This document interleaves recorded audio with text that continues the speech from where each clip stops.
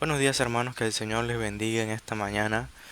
En esta ocasión vamos a estar estudiando la parte final del capítulo 5 del Evangelio de Juan, continuando con nuestra enseñanza expositiva del Evangelio. Vamos a estar tratando los versos del 31 al 47. Y aunque son bastantes versículos que tenemos que ver, vamos a tratar de eh, extraer todas las bendiciones y enseñanzas que puedan ser de edificación para su iglesia. Así que antes de iniciar estudiando cada uno de estos versículos, quisiera hacer un pequeño resumen de lo que hemos visto hasta ahora del capítulo 5.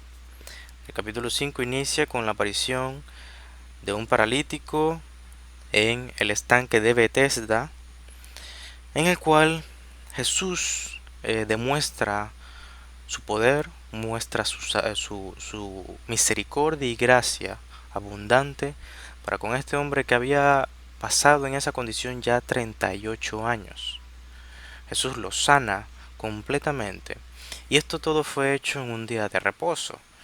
En el momento en que él lo sana, le dice que se levante y que ande, y que lleve todo aquello que tenía consigo. Él tenía un lecho, una especie de cama, ¿no?, en el cual se recostaba esperando el movimiento de las aguas para ser sanado según el concepto que tenían los judíos en aquella época.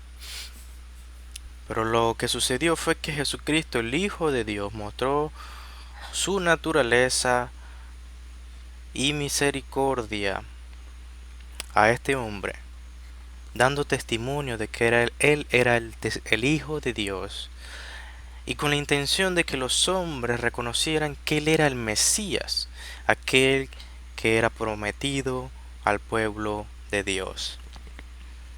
Pero esto no resultó en todo el sentido de la palabra de la mejor manera.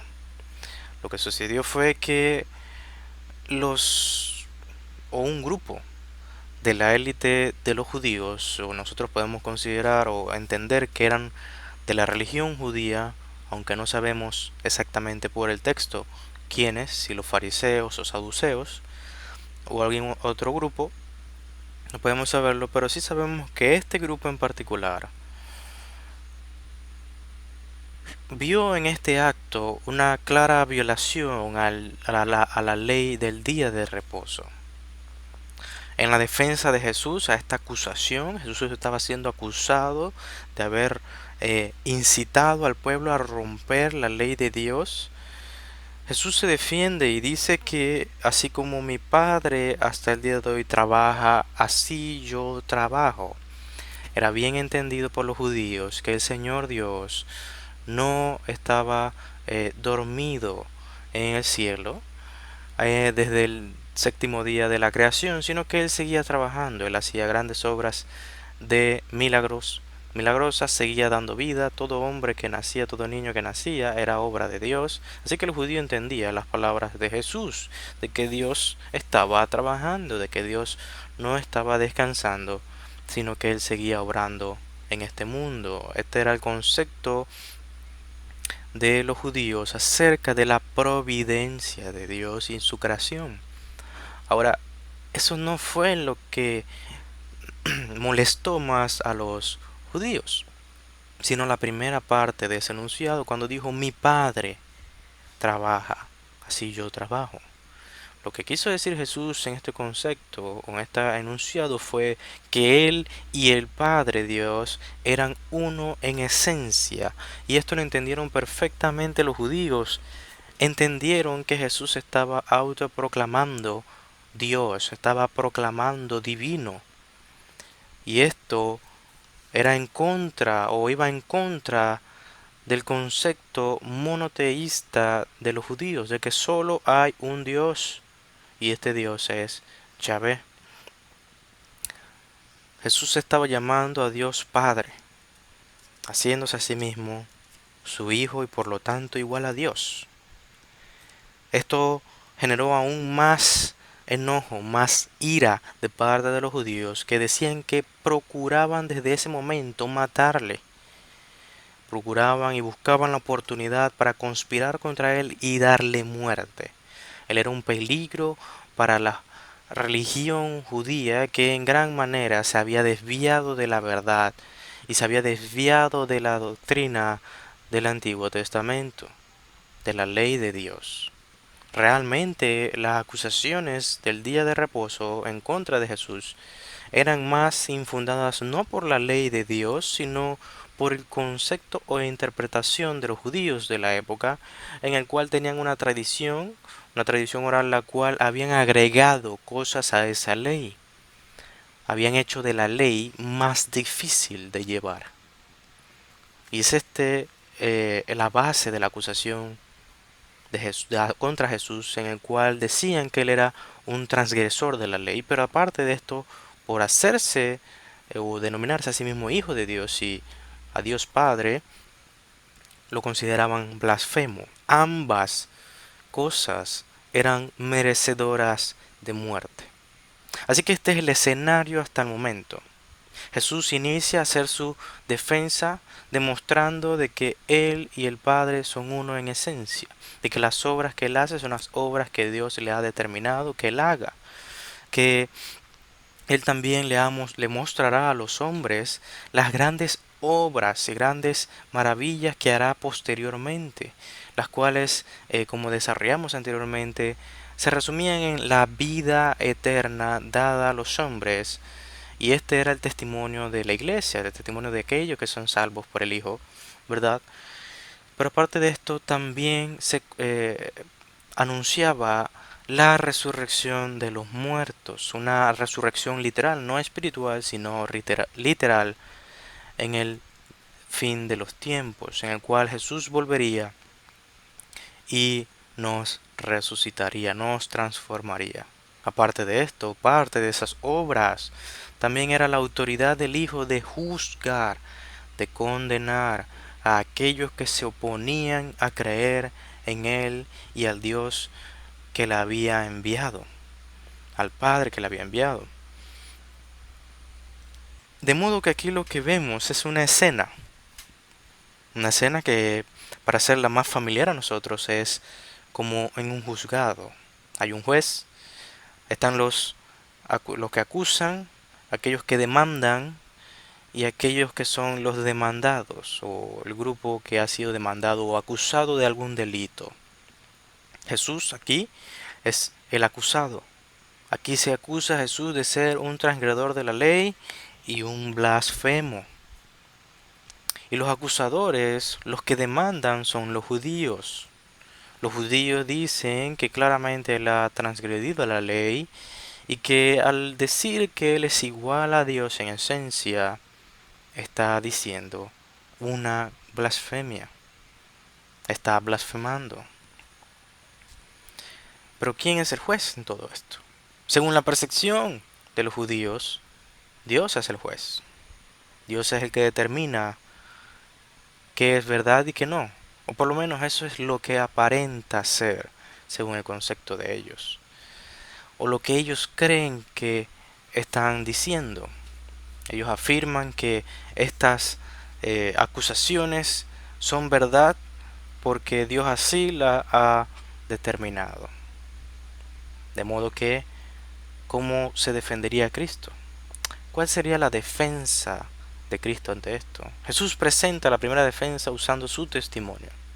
Él testifica que las obras que él hace no las hace por sí mismo, sino las hace porque el Padre así la ha determinado. Él argumenta, él desarrolla la idea, él demuestra que las obras milagrosas que ha hecho hasta el momento solo validan de que él es quien dice ser. Pero es aquí donde entramos al versículo 31. Al versículo 31 leemos lo siguiente. Si yo doy testimonio acerca de mí mismo, mi testimonio no es verdadero. El versículo 31 presenta lo que se consideraría una aparente contradicción. O por lo menos muchos escépticos ciertamente utilizan este verso para demostrar que Jesús se contradice ya que luego en el capítulo 8 del Evangelio de Juan, versículo 14, leemos lo siguiente. Respondió Jesús y le dijo, aunque yo doy testimonio acerca de mí mismo, mi testimonio es verdadero. De modo que los escépticos y los de la alta crítica consideran que estos dos versos se oponen a sí mismos. Jesús en uno dice que su testimonio no es verdadero y en el otro afirma que es verdad. Así que si este primer enunciado del verso 31 es verdad, es cierto, entonces Jesús no sería Dios, porque Jesús estaría mintiéndonos. Pero evidentemente aquí hay un reto al momento de abordar este versículo. Hay un reto que debemos tratar de resolver. ¿Cómo debemos entender este versículo? Creo personalmente que la mejor manera de hacerlo es entendiendo el contexto de estas palabras. Recordemos que estas palabras son dichas por el Señor frente a los judíos, quienes lo acusan de blasfemo. Él ya ha testificado contundentemente en los versículos anteriores y ha argumentado su caso. De modo que él no puede invalidar su propio testimonio. Sería una imposibilidad que todo lo dicho por Jesucristo hasta el momento, él mismo lo invalide en el verso 31. No tiene sentido. Al contrario, ¿qué tal si es posible que Jesús está expresando la percepción de sus acusadores? En otras palabras, Jesús lo que puede estar diciendo es lo siguiente. Según ustedes, mi testimonio no es verdadero porque yo soy quien testifico o porque es mi testimonio solamente. No he presentado a más nadie a testificar. Es mi palabra contra la de ustedes. Es posible que esto sea lo que está sucediendo.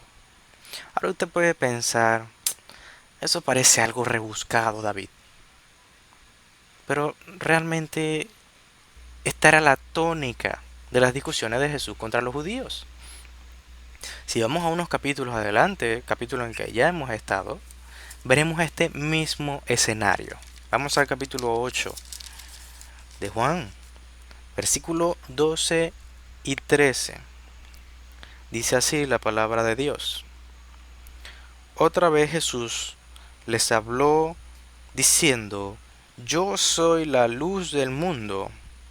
El que me sigue no andará en tinieblas, sino que tendrá la luz de la vida. Ahora el versículo 13, Jesús acaba de decir, yo soy la luz del mundo. Yo soy la luz del mundo. Y el 13 dice, entonces los fariseos le dijeron, tú das testimonio acerca de ti mismo. Por consiguiente, tu testimonio no es verdadero. Esto no es, en otras palabras, el versículo 31 no es el concepto que tiene Jesús de su propio testimonio. Él está expresando el concepto que tienen los judíos de él. Jesús, que ve los ojos de su audiencia y que ve incluso más allá, no solo sus expresiones faciales, sino sus corazones, sabe perfectamente cuál es el concepto de los judíos sobre las palabras que él está diciendo en ese momento. Y lo anticipa, presentándolo como un puente para sus siguientes argumentos. Leemos a partir del versículo 33, ¿qué es lo que hace Jesús aquí? Estamos, recuerden, un juzgado. Estamos en la corte. Y Jesús ya ha dado su testimonio. Ha testificado de sí mismo ante sus acusadores. Y sus acusadores han apelado a esto diciendo, ese testimonio no es válido porque habla solamente de sí mismo. Necesitamos más evidencia, dicen los acusadores. Y Jesús la presenta. Jesús llama a testigos de lo que Él enseña. En el versículo 33 leemos lo siguiente: Vosotros enviasteis mensajeros a Juan, y él dio testimonio de la verdad. ¿Qué Juan es este? Juan el Bautista. Juan el Bautista, podemos leer en el capítulo 1, narra este mismo evento. Capítulo 1, versículo 19. Dice las escrituras: este es el testimonio de Juan, cuando los judíos enviaron de Jerusalén sacerdotes y levitas para que le preguntasen: ¿tú quién eres? Y Juan el Bautista confesó y negó, y no negó, perdón, sino confesó: yo no soy el Cristo, yo no soy el Cristo. Y le preguntaron: ¿qué pues? ¿Eres tú Elías? Dijo: no soy. ¿Eres tú el profeta? Y respondió: no. Le dijeron: pues, ¿quién eres? Para que demos respuesta a los que nos enviaron. ¿Qué dices de ti mismo? Dijo: yo soy la voz de uno que clama en el desierto: enderezad el camino del Señor, como dijo el profeta Isaías. El testimonio de Juan el Bautista se basa en la profecía de Isaías, el cual hablaba de aquel precursor, alguien que venía antes del Mesías, el cual prepararía el camino para la llegada del Rey. Luego continuamos en el versículo 26 de este mismo capítulo y dice: Juan le respondió diciendo: yo bautizo con agua, mas en medio de vosotros está uno a quien vosotros no conocéis. Este es el que viene después de mí, el que es antes de mí, del cual yo no soy digno de desatar la correa del calzado. Es aquí cuando vemos con gran claridad el testimonio del que habla Jesús en el versículo 33. Él dio testimonio de la verdad. Pero el testimonio de Juan no termina aquí. Los versículos 29 al 34 también expanden el testimonio público de Juan el Bautista acerca de Jesucristo, ya que Jesús hace aparición por primera vez en su ministerio público en este versículo 29. Y Juan el Bautista lo denomina de la siguiente manera: el siguiente día vio Juan a Jesús que venía a él y dijo: he aquí el Cordero de Dios que quita el pecado del mundo. Este es aquel a quien yo dije: después de mí viene un varón, el cual es antes de mí, porque era primero que yo. Y yo no le conocía, mas para que fuese manifiesto a Israel, por esto vine yo bautizando con agua. También dio testimonio Juan dio testimonio diciendo: vi al Espíritu que descendía del cielo como paloma y permaneció sobre él. Y yo no le conocía, pero el que me envió a bautizar con agua, aquel me dijo: sobre quien veas descender el Espíritu y que permanece sobre él, ese es el que bautiza con el Espíritu Santo. Y yo le vi y he dado testimonio de que este es el Hijo de Dios. En el texto de Juan también, Juan sigue narrando en el capítulo 3, versículo 22 al 36, más acerca de Jesús. La realidad es que este es el primer testigo que presenta Jesús. Juan advierte acerca del advenimiento del Mesías y deja claro a los judíos de que el Mesías ya estaba entre ellos. No es que vendría en muchos milenios más adelante, sino que ya caminaba entre ellos. Él estaba a las puertas de manifestarse. Juan no se detiene allí, ya que él mismo confirma que su naturaleza es divina, enseñando de su eternidad. Él es antes que yo. Su grandeza y su poder para perdonar los pecados del pueblo, él lo llama el Cordero de Dios. Como dijimos en los anteriores estudios del capítulo 1, cuando estudiamos el capítulo 1, es como Juan el Bautista contestando la pregunta de Isaac cuando le pregunta a Abraham: ¿dónde está el Cordero? ¿Dónde está el cordero que tenemos que sacrificar? Cuando se dirigían al monte Moriah. Y es como si todos estos años, más de 2000 años, viene Juan el Bautista y contesta a la pregunta diciendo de todo el Antiguo Testamento: he aquí el Cordero, he aquí el Cordero que quita el pecado del mundo. Esto sin contar que Juan lo llamó el Hijo de Dios, reconociendo lo que Jesús mismo dijo acerca de sí mismo, que Él era el Hijo de Dios, reconociéndolo como igual a Dios. Ahora, si continuamos los versículos 34 y 35, vemos que Jesús no necesita el testimonio de ningún hombre. Ahora, ¿por qué Jesús trae este testigo al estrado? Porque llama a Juan el Bautista a testificar. El versículo nos dice: mas digo esto, dice Jesús, para que vosotros seáis salvos. Para que vosotros seáis salvos. En otras palabras, Juan Bautista fue enviado para que conocieran la verdad y tuvieran vida eterna. Así como bien lo dijo Juan, ese era su llamado: preparar el camino, preparar al pueblo para la llegada del Rey que se aproximaba. Claramente Juan es el reflejo de la luz de Cristo al mundo, y los judíos, por intereses personales, tal como dice el verso 35, ellos se regocijaron por un tiempo. Por algún interés personal ellos tenían algún tipo de afinidad. Recordemos que Juan el Bautista era muy, muy amado por el pueblo. Las multitudes se agolpaban a escucharle. Y si los fariseos se oponían a, a él, probablemente les costarían mucha fama a los fariseos. No era prudente para ellos oponérsele, a pesar de que claramente ellos no eran partidarios de Juan. Otro ejemplo de esto es Herodes, quien también tenía temor por la muchedumbre, por las multitudes que seguían a Juan, y no quería hacerle daño, pero aún así él lo hizo, decapitándolo, condenándolo a muerte. Es por eso que Jesús dice que esta cercanía, ese regocijo que tenían los hombres, solo fue por un tiempo. Solamente se regocijaron por un tiempo en su luz, pero hicieron todo lo posible para apagarla. Esa fue la reacción de los hombres. Esa fue la reacción de ellos, de los judíos, a quienes Jesús les habla: ustedes solo se regocijaron por un tiempo.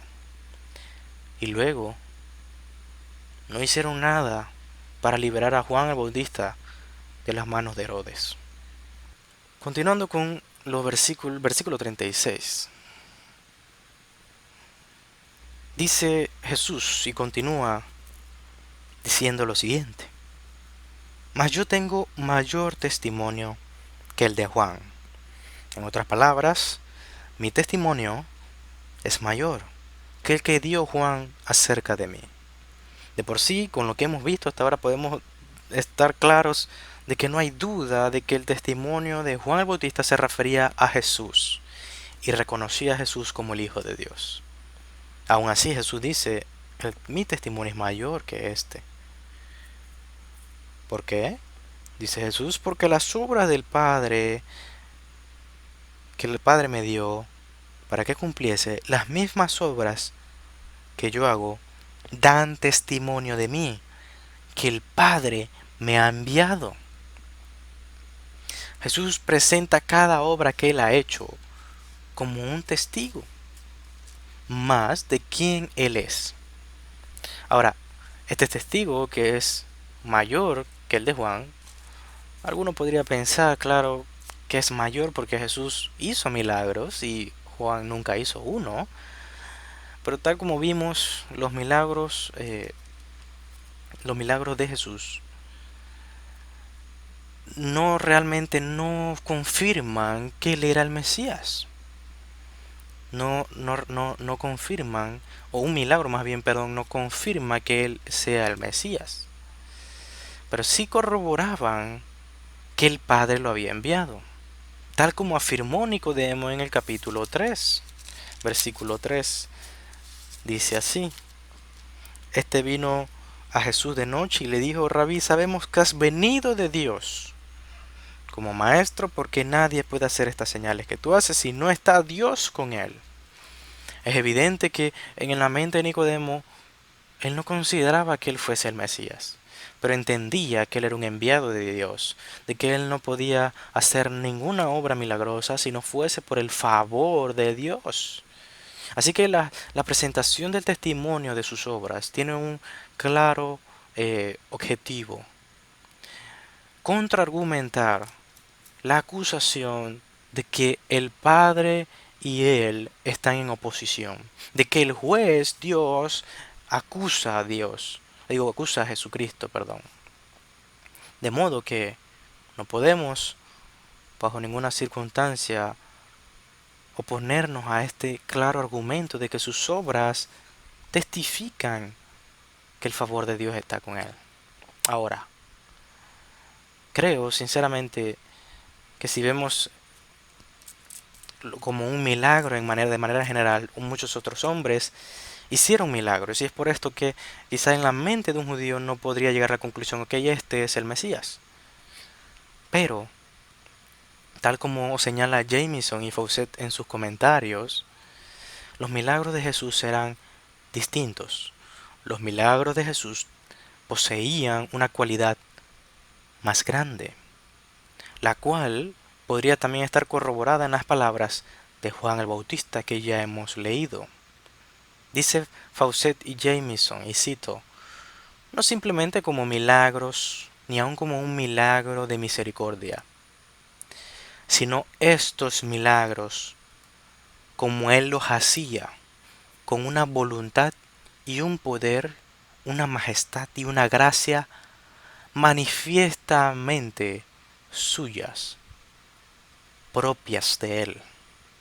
En otras palabras, el poder que emanaba de esos milagros no era solamente un medio para realizar estos milagros, sino que este poder emanaba de sí mismo. A esto es a lo que se refiere estos comentaristas.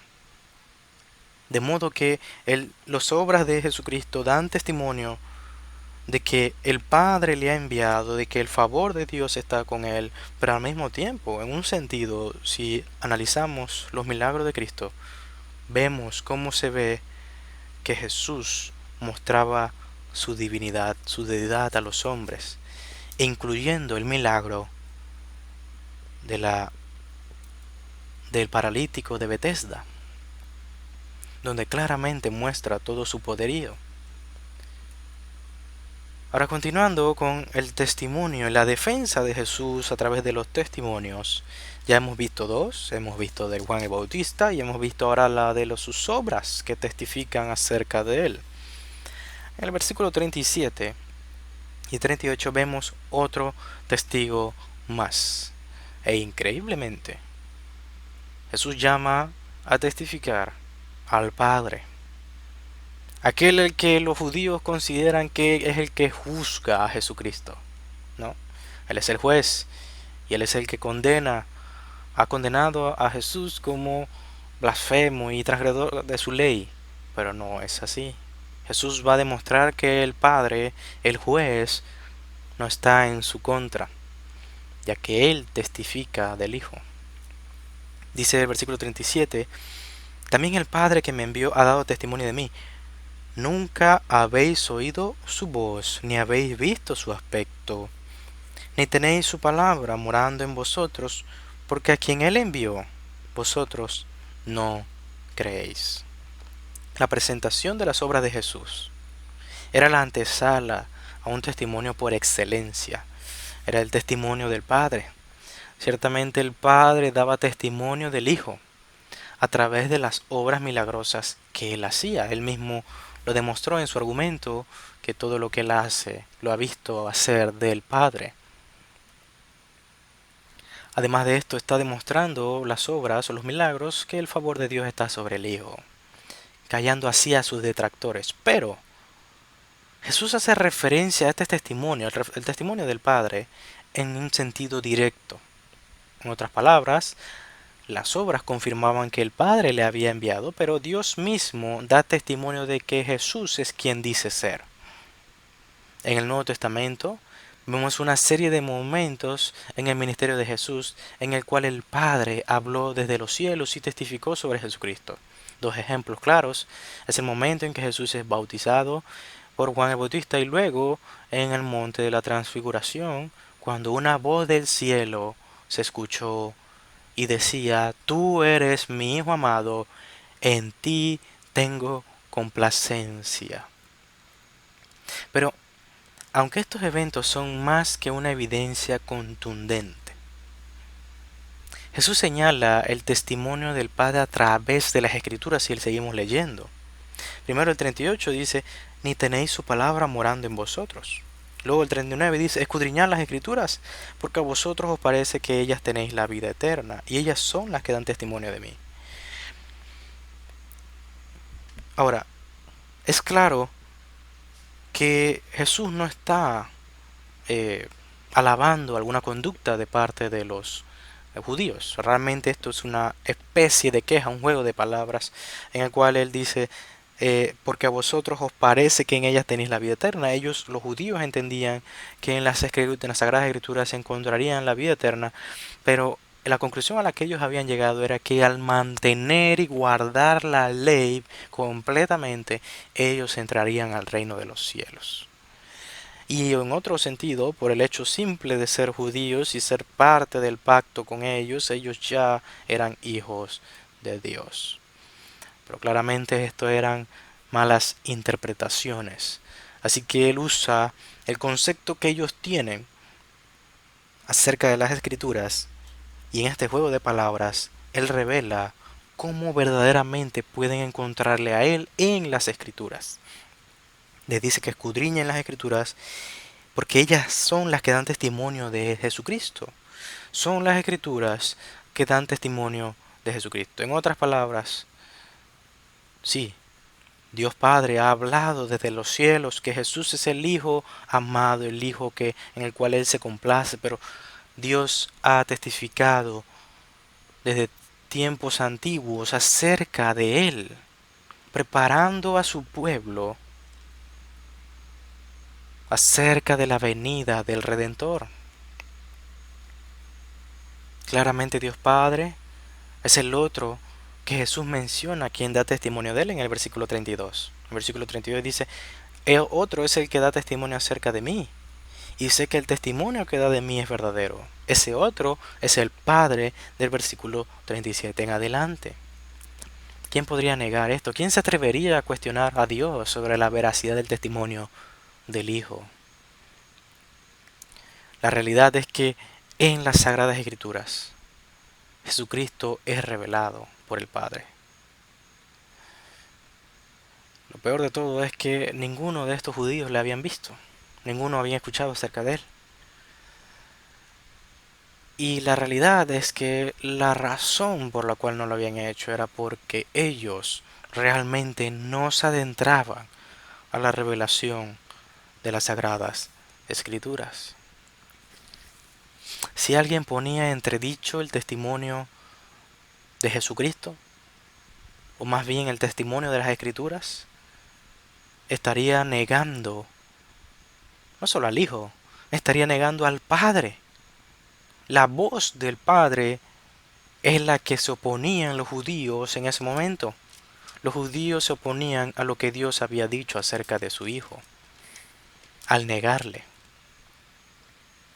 Ellos en realidad no estaban padeciendo, el judaísmo no estaba padeciendo en esta discusión de un celo por la ley o por los profetas, sino que estaban demostrando un ateísmo práctico. Era puro ateísmo. Habían llegado al fondo de la necedad.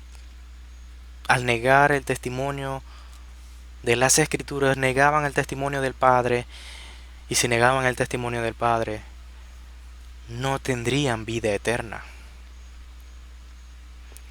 Ahora, hay mucho de qué hablar sobre estos versículos.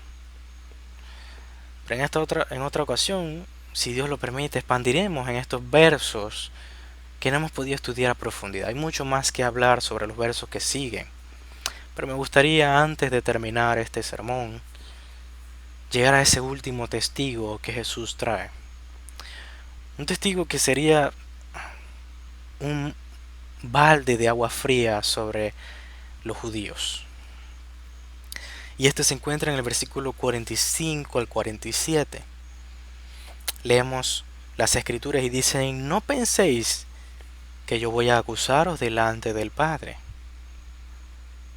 Hay quien os acusa, y este es Moisés. Moisés, en quien tenéis vuestra esperanza. Porque si creyeseis a Moisés, me creerías a mí, porque de mí escribió él. Pero si no creéis a sus escritos, ¿cómo creeréis a mis palabras? Este es el último testigo del cual se refiere Jesús en este momento en el que nosotros hemos construido un escenario de una corte en el cual Jesús está siendo acusado. Y se le han dado o imputado cargos en su contra, pero Jesús se defiende y para ello tiene testigos. Y este último testigo es Moisés. Ahora, como vemos en los textos, Jesucristo cuestiona a los judíos quienes acostumbraban a alabar a los rabí, quienes se representaban a sí mismos. Cualquiera que viniese enseñando una doctrina, ellos iban a escucharlo y lo reconocían como hombres sabios. Y es por esto que Jesús les llama que buscaban su propia gloria. Ustedes lo recibían a estos hombres. Pero cuando alguien dice venir en nombre de Dios, no lo reciben, no me reciben a mí, quien digo que vengo en nombre de Dios. De modo que ante este pecado, Jesús les asegura que es el mismo Moisés, al cual tenían en gran estima los judíos, como maestro sentándose a inquirir en sus escritos. A la postre, este mismo sería quien los acusaría delante de Dios. Será exactamente aquel en quien han colocado toda su esperanza quien los condenaría. Cuando Jesús dice que Moisés ha escrito acerca de él, es claro que Moisés lo denomina en Génesis la simiente de la mujer, quien aplastaría la cabeza de la serpiente. Moisés también lo denomina como la simiente de Abraham, en el cual todas las familias de la tierra serían benditas a través de él. También dice que su cetro sería eterno, su reino sería para siempre. Cuando Jacob bendice a su hijo Judá, profetiza acerca de que de él vendría el Redentor, el Mesías, el Rey de Reyes. Además, el mismo Moisés se le prometió que después de él vendría un profeta al cual todos los hombres debían oír. Las palabras de Dios, las palabras de Jehová estarían en su lengua. Pero aparte de esto, creo sinceramente que Jesús no tenía un verso específico en la mente cuando dijo esto. Él se refería a toda la revelación del Pentateuco y su verdadero propósito. Esto lo vemos en la enseñanza de Pablo a los Gálatas. Él dice en Gálatas 3, versículo 24, de manera que la ley ha sido nuestro ayo, quiere decir guía o maestro, para llevarnos a Cristo, a fin de que fuésemos justificados por la fe, y esa fe en Él.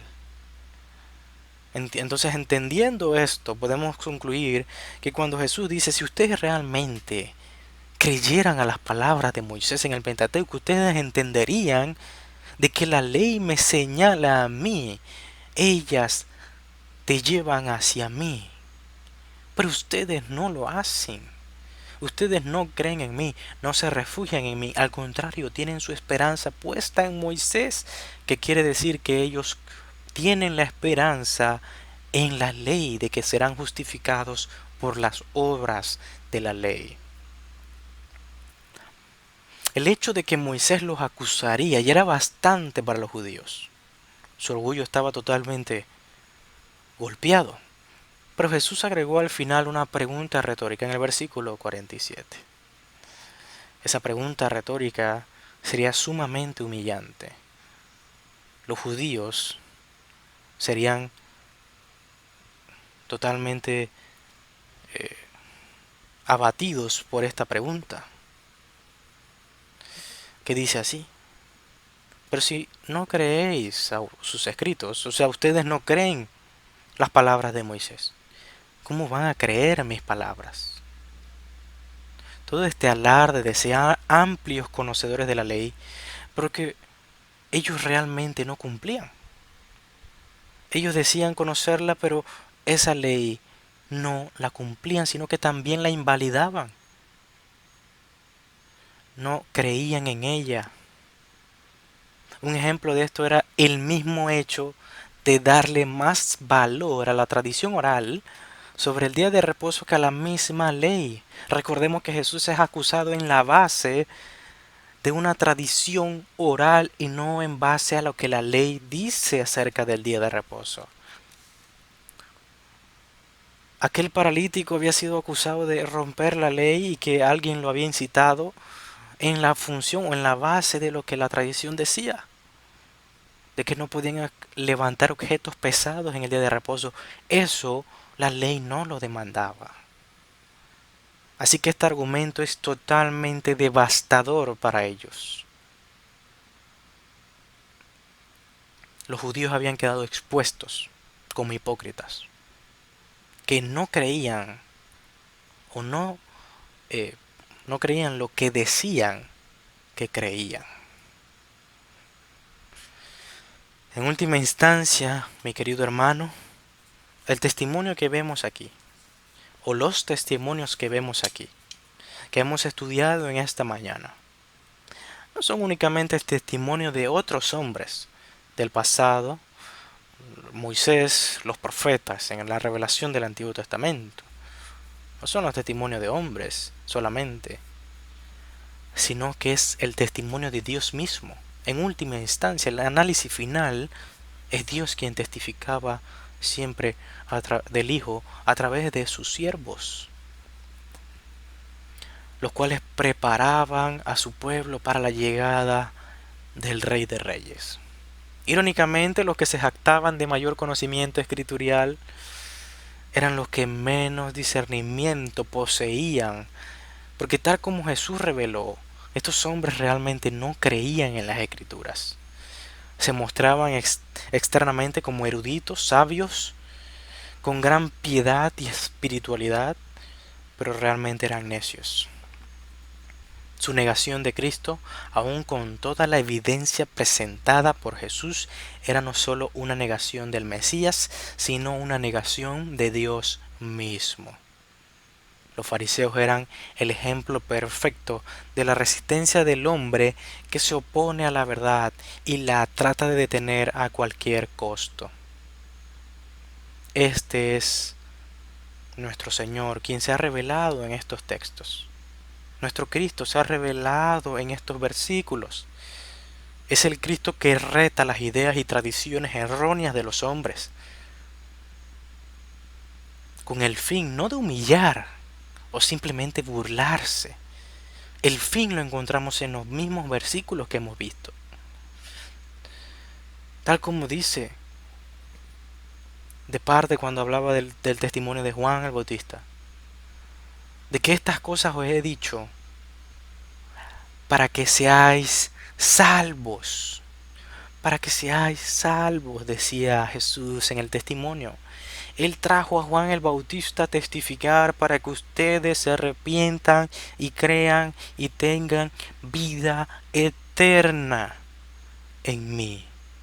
De que abandonen esa vana esperanza en la ley, esa vana esperanza en Moisés, y que realmente sucumban su orgullo, su prepotencia, su falsa sabiduría, y se derramen ante mí, reconozcan quién soy, tal como lo hicieron Natanael, tal como lo hizo Felipe y tal como lo hizo Pedro, tal como lo haría el discípulo amado Juan, todos reconocieron, este era el Mesías, del cual profetizaban Moisés y los profetas en el Antiguo Testamento. Abandonen esta resistencia. Mi querido hermano, esto es lo que demanda nuestro Señor de nosotros, que creamos en Él, que pongamos nuestra esperanza en Él, porque solo en Él, en el Dios eterno, tenemos vida eterna, porque Él tiene vida en sí mismo y Él tiene la autoridad y poder de dar esa vida a nosotros. Mi querido hermano, si tú has recibido esta vida, da gloria a Dios, levanta alabanzas de gratitud al Señor. Y aquel que me escucha que aún cree y considera que no ha creído en este Cristo presentado en las Escrituras, claramente desde el Antiguo Testamento, tal como lo hace Cristo, asimismo yo te llamo a que te arrepientas y creas en Él. Creas que Él murió por ti en la cruz. Creas que Él resucitó al tercer día, anunciando que ese sacrificio había sido acepto a Dios, que había sido agradable a Dios, de que la justicia había sido satisfecha en su muerte y de que la muerte y el pecado habían muerto en esa cruz, de que ya no somos más esclavos del pecado, sino que ahora somos de Él, somos posesión suya. Así que hermano, deseo que el Señor te bendiga en esta mañana y que puedas recibir la bendición de la vida eterna. Acompáñame a orar unos momentos. Señor, te damos gloria por esta mañana. Te damos honra por tu enseñanza, por tu palabra, porque tú nos instruyes, porque tú eres un Dios personal que se sienta con nosotros y nos impartes tu palabra. Nos hablas como un padre habla a su hijo y le guía por el camino que debe caminar, por el camino que debe cursar. Te damos gloria y te damos honra por eso. Bendecimos tu santo nombre y te alabamos por la obra maravillosa que has hecho por nosotros. Todo esto te lo pedimos en el nombre de tu Hijo. Amén y amén.